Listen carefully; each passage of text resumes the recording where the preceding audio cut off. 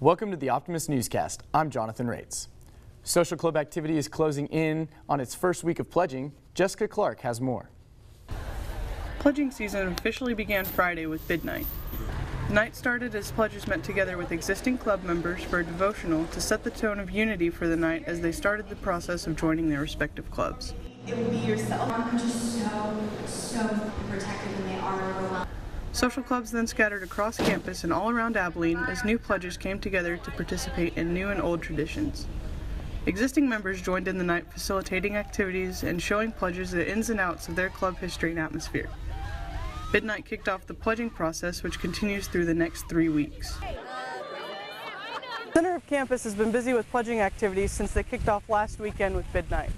Bid night set a successful precedent for pledging, and that successful precedent is mostly thanks to Tom Craig and the Office of Student Life, who've kept a watchful eye on the process. We do have some changes in the pledging process this year. We also had some different adaptations to existing rules, emphasizing certain things more than we have in the past. Our clubs were able to adapt their plans and create schedules that fit within the new paradigm, and everything seemed to work really well. Though pledging activities are in full swing, one aspect of social club activity is getting a late start. Here's Max Preston with the latest on intramurals. Football intramurals has had a rough patch the last 2 weeks, with every game being canceled. The first week was delayed because of the large amounts of rain Abilene received, causing standing water and mud patches on the field. Intramural director Todd Rogers said the cancellation will cut into volleyball intramurals later in the semester. Long term, it can have an effect on all the sports. Obviously, we lose a whole week of competition. You have to go back, you have to reschedule those games later on. The result is really the season's going to get extended for football, and so how we have the intramural schedule works out, we do one sport after another. So when volleyball comes around, we'll have football and volleyball going on at the same time there. So there'll be some conflicts in that point. That's mainly the largest effect it will have on a different sport besides football. Football intramurals were canceled for the second week in a row due to pledging in order to adjust the pledgees to what their activities will be in the next 3 weeks. Intramurals are expected to kick back up in the next week.